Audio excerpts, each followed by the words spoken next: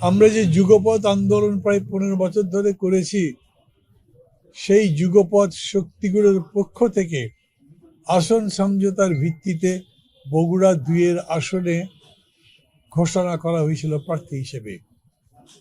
অথচ সেইখানেই আবার বিএনপির পক্ষ থেকে আরেকজন প্রার্থীকে তাদের দলের তাকে একটা চিঠি দেওয়া হয়েছিল বৈধ প্রার্থী হিসেবে। জানি না কেন, আমার সাথে এই নিয়ে কোনো কথা হয়নি, কিন্তু এটা এরকম বিপত্তি তৈরি করেছে যে এই কারণে তিনি আমার বিরোধিতা করেছেন। আমি নিজে বুঝিনি আমি কি যুগপৎ আন্দোলনের প্রার্থী আছি নাকি বদলে গেছে। এবং সেইখানে যত সব অভিযোগ করা হয়েছে তার মধ্যে ইতিমধ্যেই কোর্টে নিষ্পত্তি হয়েছে বহু জিনিস, সব জিনিস পক্ষে নিষ্পত্তি। এরকম একটা মজার ব্যাপার হলো, আমি একটা ব্যাংক থেকে টাকা নিয়েছি, আমি নেইনি, আমার কোম্পানি, যখন আমি ছিলাম না, ছিল অন্য কেউ।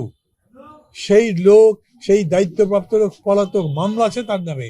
আমি গেছি যাতে আমার উপরে বোঝা না চাপে, কোম্পানির লসটা হয়, ব্যাংকের লসটা হয়। তাকে বহুভাবে হ্যারাস করা হয়েছে, চাপ প্রয়োগ করা হয়েছে। সেই কাহিনী আমি বলছি না আপনাদের কাছে, ওটা একটা লম্বা ইতিহাস। সমস্ত প্রশ্নের জবাব দেওয়া হয়েছে, সেগুলোও তোলা হয়েছে। তারপরে এমন এমন বিষয় তোলা হয়েছে এবং যার ভিত্তিতে বগুড়াতে আমাকে বৈধ প্রার্থী হিসেবে বাতিল করা হয়েছে, সেগুলো খুবই সিলি ট্রিফলিং ব্যাপার, যেগুলো অত বড় ধরবার মতো নয়। কোনো আইনে গ্রাহ্যই হয় না, আইন অনুযায়ী গ্রাহ্য হতে পারে না। আমার সঙ্গে আমার আইনজীবী আছেন, যিনি সুপ্রিম কোর্ট থেকে সম্পূর্ণ জায়গায় লড়েছেন, মামুন মাহবুব অ্যাডভোকেট, সুপ্রিম কোর্টে প্র্যাকটিস করেন। উনি আজকে এখানে এসছেন। উনি যুক্তি দিয়েছেন এখানে এই জায়গাতে অ্যাকোমোডেশন আছে, প্রার্থীদের বাদ দেওয়া নির্বাচন কমিশনের কাজ নয়। যারা যেখানে কাজ করবে, বরঞ্চ তাদেরকে অ্যাকোমোডেট করা, তাদেরকে বৈধ করে নেওয়া, তার সুযোগ দেওয়া, সেটাই কাজ। যে জন্যে এফিডেভিটও যদি ভুল হয়, কোনো একটা তথ্য দিতে ভুল হয়, সেটা অ্যাকোমোডেট করে সংশোধন করে তার এবার ব্যবস্থা থাকে।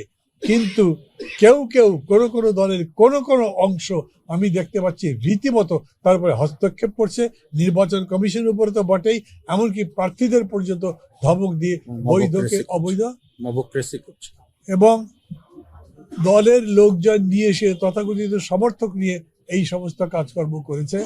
আমি বগুড়ার ব্যাপারে বলেছি যে এতই ঠুনকো যুক্তিতে বলা হয়েছে। এখানে যেগুলো বলা হয়েছে, ধরেন আমি একটা সই করবার সময় ডেটটা ভুল হয়ে গেছে, এটা আমার ভুল, আমি স্বীকার করছি, হতেই পারে, অনেক প্রার্থীর হয়, এরকম আরও দেখেছেন।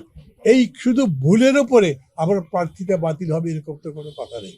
একটা মামলা 1976 সালে হয়েছে, সেই মামলায় আমার সহকারী অভিযুক্তর ফাঁসি হয়েছে, কর্নেল তাহের। এরপরে সেই মামলা রিট্রায়াল হয়েছে, সেই মামলাতে প্রমাণিত হয়েছে যে না, মামলাটা ভুল ছিল এবং তার প্রেক্ষিতে আমাদেরকে দেশপ্রেমিক ঘোষণা করা হয়েছে। তখন কোর্ট নথি চেয়েছে, কোনো নথি কোনো জায়গাতে নাই। এই কারণে আমি সেই মামলার উল্লেখ করিনি, সেটাও একটা কারণ হিসেবে বলা হয়েছে। যদি বলা হতো তো আপনি ওটা লিখে দেন, ওখানে লেখার জায়গা ছিল, লিখে দেওয়া হতো।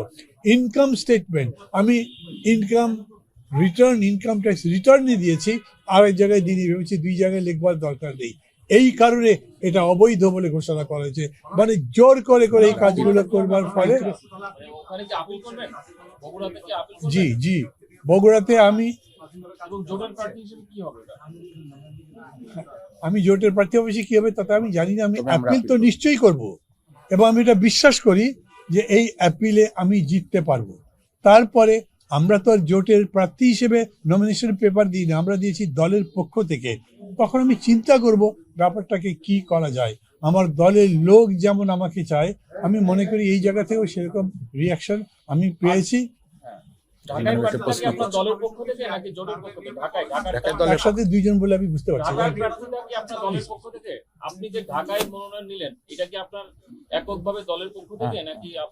এইটা একেবারেই আমার নিজস্ব সিদ্ধান্ত। যখন হয়েছে কি, আমি যেখানে ঘোষিত হয়েছি দেখলাম যে সেখানে বিএনপির আরেকজন প্রার্থী দিয়েছে এবং তাকে চিঠি দেওয়া হয়েছে, আমি কোনো কনফিউশন হই যদি এখানে তাদের সিদ্ধান্তের কোনো পরিবর্তন হয়, আমি এখানেও একটা জমা দিয়েছি। কিন্তু মজার ব্যাপার হলো এখানেও ব্যাপক মানুষ আমাকে বলছেন আপনি এই জায়গায় করেন যেহেতু ওখানে করতে পারছেন না। অপশন দুটোই আছে, আমি দুটোতেও করতে পারি, এরকম তো নয় যে আমি না। দুটোই করতে পারবো না। আমি দুটোই রেখেছি, তারপরে কি হয় সেটা দেখব।